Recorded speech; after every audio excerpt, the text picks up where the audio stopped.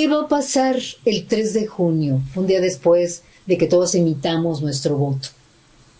Esa va a ser el tema de hoy. Y esperamos, por supuesto, que a usted le guste y nos acompañe en esta emisión de Conciencia Televisión. Ya sabe, siempre acompañada, muy bien acompañada, de Gabriel Ibarra Borjac. Un gran gusto.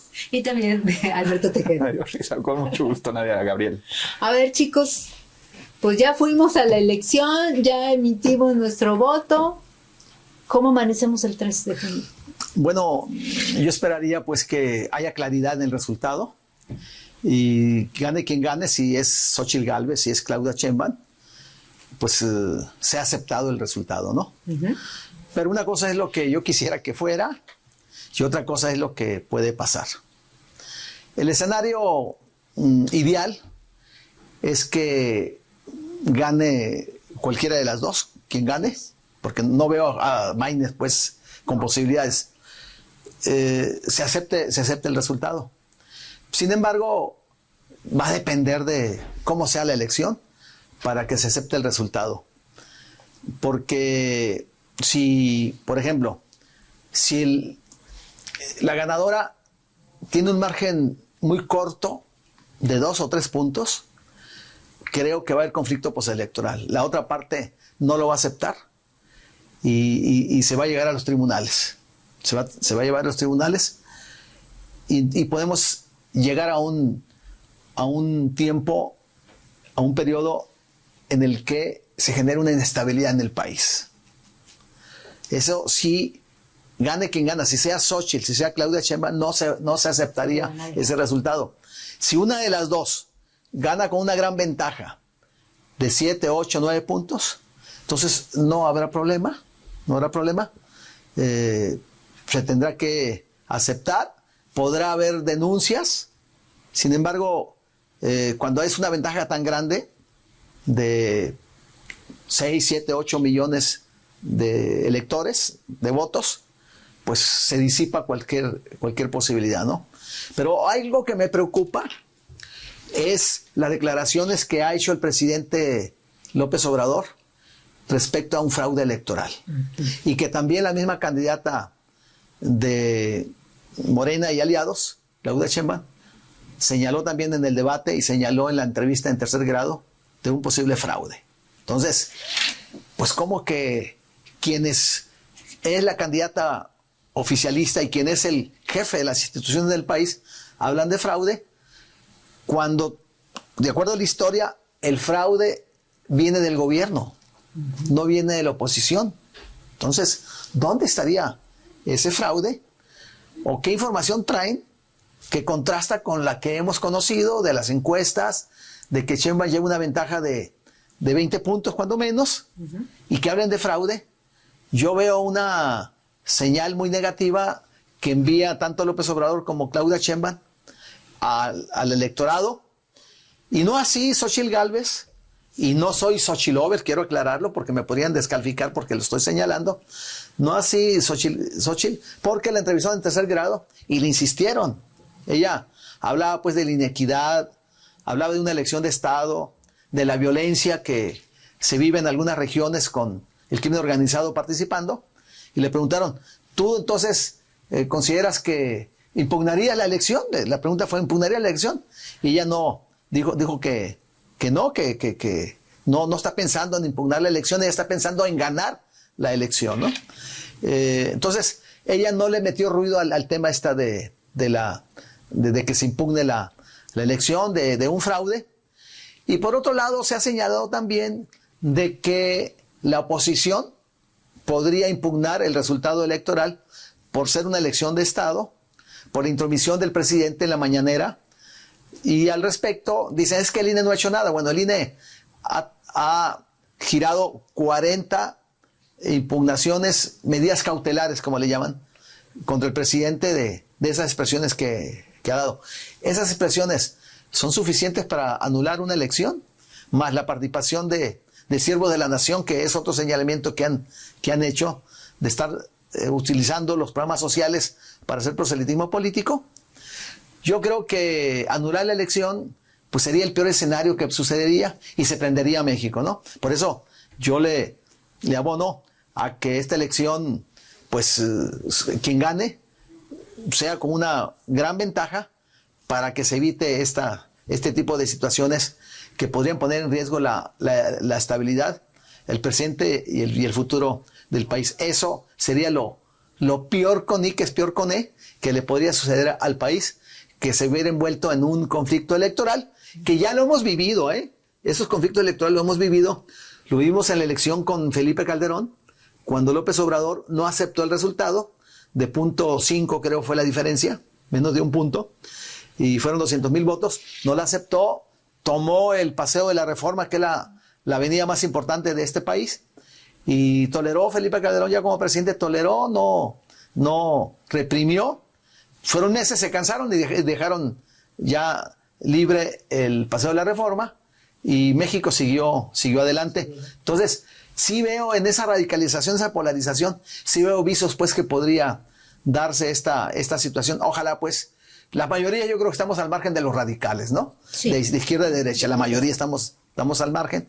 Entonces, yo esperaría pues que se actúe con mucha responsabilidad y estos escenarios tan ominosos no se presenten en México. Bien.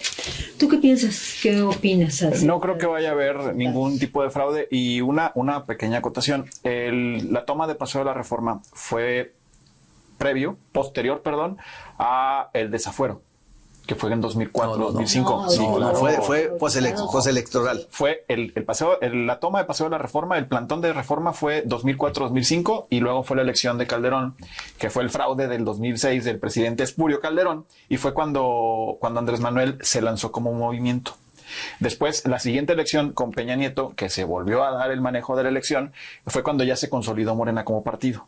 Fue cuando se empezó como una asociación civil, se empezaron a unir todos los grupos sociales, las luchas, los diferentes bloques, y se conformó Morena, listos previo para la elección del 2018. Ahora, lo que comenta Gabriel, que es muy cierto, si no se dio en una elección tan concurrida como fue la del 2018, o sea, una parálisis del país, o que se diera esa parte como en el 2012 o en el 2006, que fue el fraude electoral, no se va a dar en el 2024 con alguien como Xóchitl. ¿Por qué? Porque Xóchitl no tiene el liderazgo que tiene Andrés Manuel de movilizar masas. No lo tiene. O sea, realmente no lo tiene. Xóchitl, veía un cartón de Cucho que me gustó mucho, que iba sobre una ola rosa en una tabla, una tabla chiquita para hacer Xóchitl, y se ve que se estrella contra el atril del debate. Y es cierto, abajo de la ola se ven, ese cartón de Cucho es muy bueno, se ven los pies de un dinosaurio del PRI, de alguien del PAN y de alguien del PRD. Xóchitl es realmente el producto mercadológico de un grupo de poder, nada más. O sea, no tiene liderazgo. ¿Qué podría pasar si Xóchitl, una vez que Xóchitl pierda la elección del 2024, no se van a lanzar como movimiento a las calles? Porque ella no tiene el poder de convocarlos, porque ella no tiene el poder de pararse en una plaza y que la gente la siga. No lo tiene. Andrés Manuel sí lo tenía, Claudia lo puede tener, pero Xóchitl no lo tiene. La pregunta que yo plantearía aquí es, ¿quién va a ser de aquel lado de la oposición con la calidad moral, que no tenga cola que le pisen, que tenga el liderazgo para poder encabezar un movimiento de oposición en el país? O sea, ¿quién va a ser? ¿Diego Fernández de Ceballos? ¿Ricardo Anaya? ¿Quién? O sea, ¿Alito? O sea, ¿quién de la bola de corruptos y rateros que tienen de aquel lado? ¿Quién va a ser el que encabece ese movimiento de oposición? Porque algo que también es muy cierto, y yo lo he mencionado en otras ocasiones, estamos viviendo un tema preocupante. ¿En qué sentido? Que tenemos a la peor oposición. O sea, tenemos a la peor oposición en décadas. O sea, una oposición que no se informa, una oposición que no lucha, una oposición que no sale a las calles, una oposición que desprecia a la clase trabajadora, una oposición que desprecia a los derechos y las libertades. ¿Y qué es lo que puede pasar con una oposición así? Que en algún momento, no va a suceder en México porque es diferente, pero lo vimos, por ejemplo, en Argentina.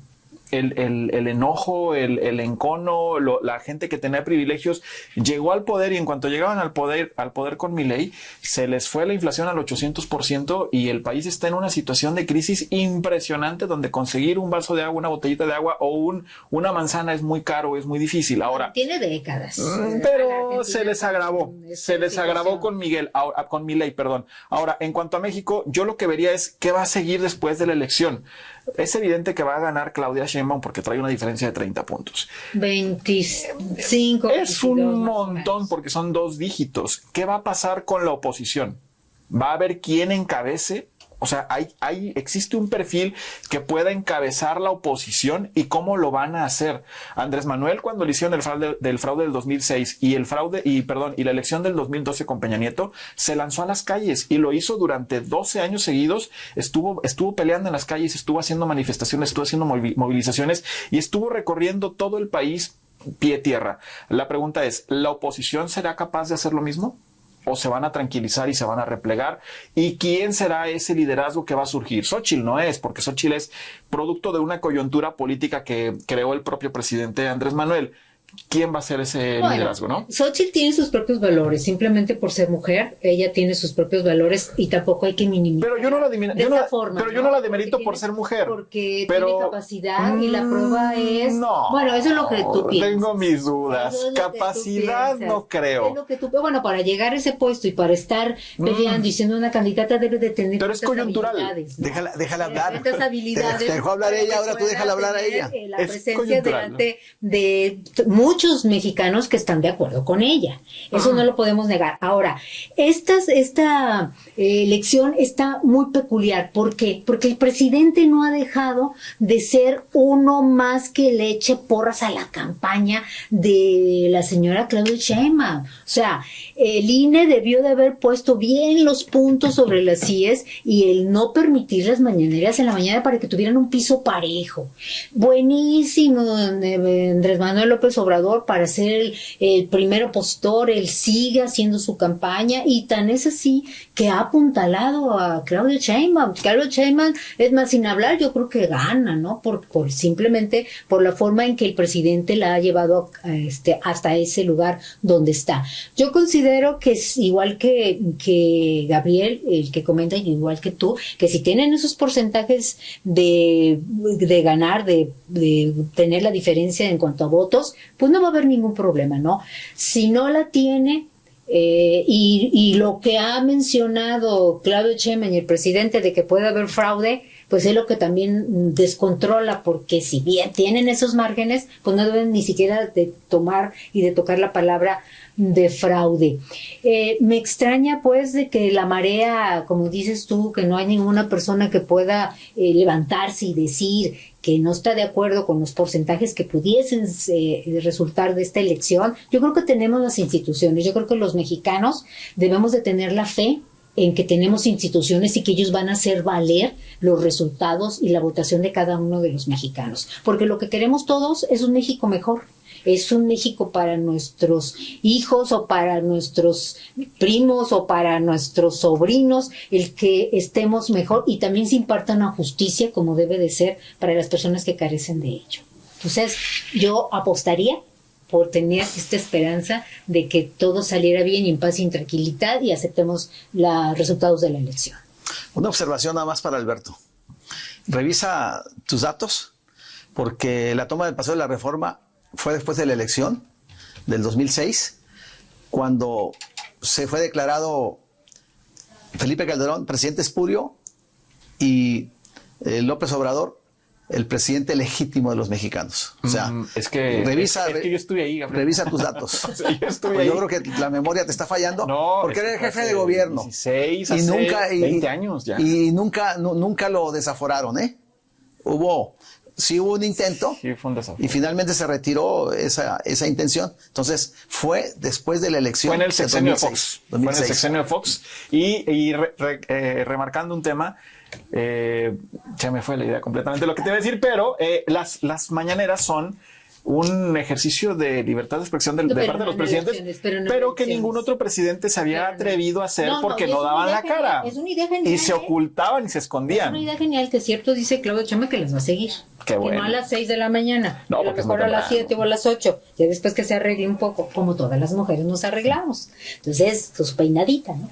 Pero la va a seguir excelente en mercadotecnia el tener las mañaneras. En comunicación. La verdad es que sí es muy buena, que no debió de haber tenido estas mañaneras, yo también en eso sí concuerdo, que no por la propaganda. Si él hubiera hablado de las cuestiones de gobierno, de las acciones, bien. Pero bueno, pues hecho. Y hay el riesgo de por esas mañaneras se impugne la elección Así es. y creo que que fueran, suceda. no creo que se van a creo. anular, No, bueno, pues es que Pero- pero El hay, INE, hay, pues, hay motivo no. para un conflicto postelectoral, que ya lo ha habido en este país con Maquío cuando es candidato presidencial. 90s. Y él pues también se manifestó en la capital del país, ¿no? No lo Sí. creo. no. Y luego eso detonó un cambio que vino precisamente a la alternancia en el futuro de Fue cuando se creó de el este INE, país. ¿no? El IFE.